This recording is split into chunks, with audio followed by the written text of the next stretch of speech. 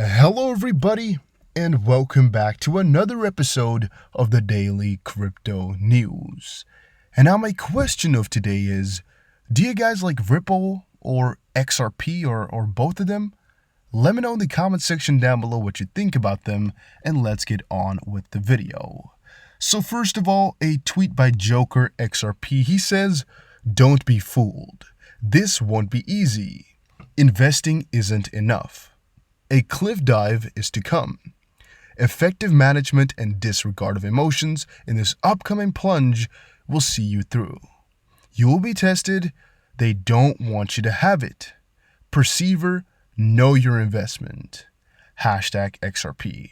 Well, one part I completely agree with there is that you shouldn't be fooled into selling your coins if you're still convinced the project is great. Why is that so? Because a lot of shakeouts will happen, a lot of trials will occur, and it's always with the goal of making the weak hand sell. And if you're still involved because of the fundamentals and not just because of the potential quick couple of day profit, you shouldn't sell because of something like that, and it's something you should keep in the back of your head. And by the way, if you guys are enjoying these daily crypto videos, do support the channel by pressing the like button and subscribing. According to a report by the Monetary Authority of the Kingdom of Saudi Arabia, the partnership with Ripple will save them $400 billion annually in cross-border payment costs.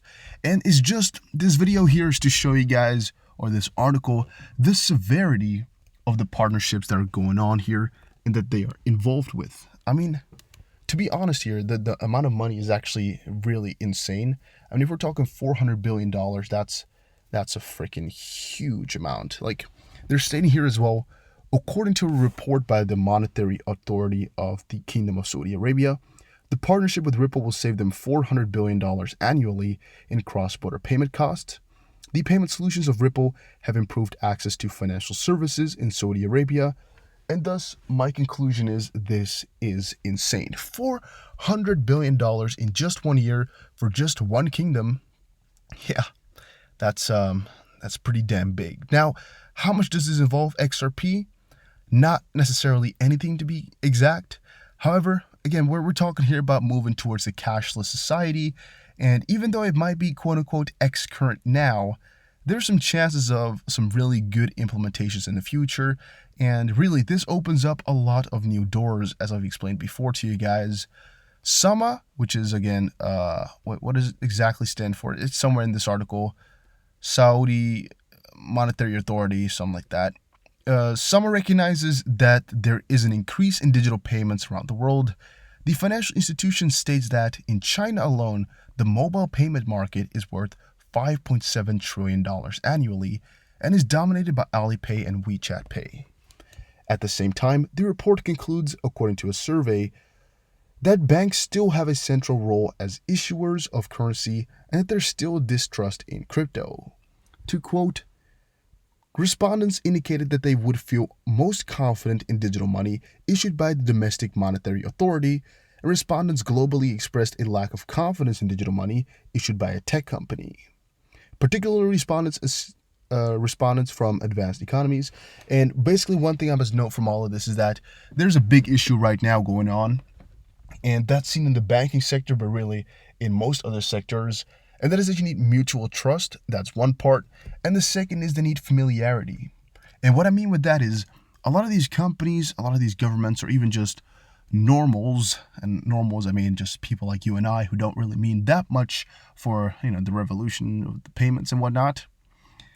We all need some confirmation before stepping into it, because none of us here were the first adopters of XRP, nor Bitcoin, nor crypto. Most likely, none of us watching here were there even in the first, let's say, for example, year and a half of Bitcoin coming to fruition. Maybe not even 2.5 years, most people here. Why? Because either you'd never heard of it before, but even if you did, for example, back in 2011 and 13, between that time, I think most people who are buying Bitcoin now had heard of Bitcoin at least once or twice before. And really, for certain, in 2015, I believe 80% of the people watching this video right now had at least heard of Bitcoin once. yet we did not buy. And why is that? Because you don't know too much about it. You're still wondering, you still have some questions, you still have some, some other things related which might be wondering about.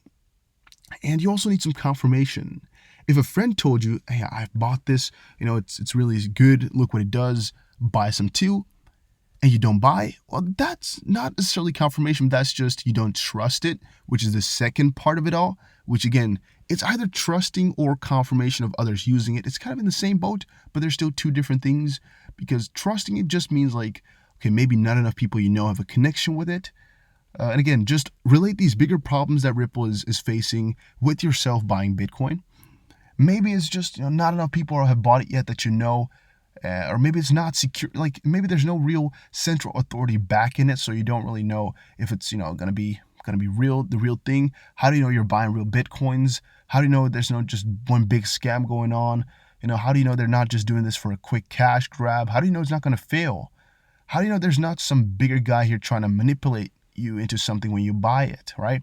And all that can be seen on a bigger scale as well, which is what Ripple is facing every single day, trying to convince these bigger governments and even customers of just the world, whatever you want to call it there, to use and adopt Ripple's technologies because, well, they're no government. They're just a company like most other companies. And thus, they still need to earn their trust, which is a really difficult process.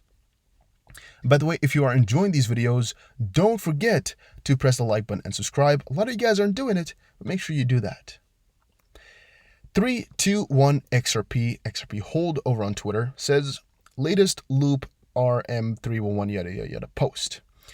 And it's a little bit of a flag-y type of thing. Oh shit, does that mean that Glenn Flynn being released, we reached the top of the mountain? Or what? Is this all about? We've reached the top of the mountain? Does that mean something from the stock market or what? To a certain extent, it's always like, well, these types of things can be posted and mean like an array of things. It can mean, for example, we reached the top of the stock market. It can mean we reached the top of Bitcoin. It can mean we reached the top of XRP. It could also mean we've reached the top in going down. So, for example, if we reach now the top in, for example, we reached the top in, what's it called now? Bitcoin dominance, which is not really the case, but it could have been maybe the top in XRP dominance, maybe the top in losses, like losses are going to deteriorate from now, maybe the top in sells, maybe some other top. It can mean a lot of different things just from a picture like that, which is why I'm telling you guys that riddles in general might be fun, but you can never really know what's meant with them since it's not really written anywhere up front because it's a riddle, and thus a issuer can really decide afterwards really what the meaning of that was. And as long as you have a generic picture which fits a lot of different situations, you always look like a person who knows the future. For example, if you do anything with white, you have a very high likelihood of ever seeing some other picture with white in it. If you say winner or loser, you're eventually going to be right to some degree because there will always be a winner or a loser to some point. If you talk about money, well, eventually something will happen which might have to do with money, which is a big event. Same for it's going down, it's going up. All those things you could really practically always say. It's now the time, or in 1 month or maybe in 1 year, you could say it will be time. Or June 2024, I could say it's time. Why? Because I can just see once it comes along and kind of maybe even just skip it out altogether and never come back to it if it's really, really wrong and nothing happens, and maybe just go with a new riddle to make you guys forget about it. Or I could just claim it all onto one thing that happened that was kind of significant because, well, every week something quite big happens in the crypto space. You could just pull it off if you want to. And that's why I'm always saying that these guys, I don't know if they're insiders, I don't know if they have crazy info or some crazy revolutionists or what they are, but that's also why I don't really support it all and why I don't really think it's worth the time. But again, just go analyze it. Maybe he has some cool story for you that we are not allowed to understand. Maybe he doesn't. Who knows? I personally don't. Addison Flash just posted on Twitter, XRP news. Just got this letter in the mail from Bank of America, and I'm jumping out of my skin. If this isn't proof of a CBDC rollout plan, then I don't know what is. And it's, as I said before, a picture of a Bank of America letter that says amendments to your credit card agreement.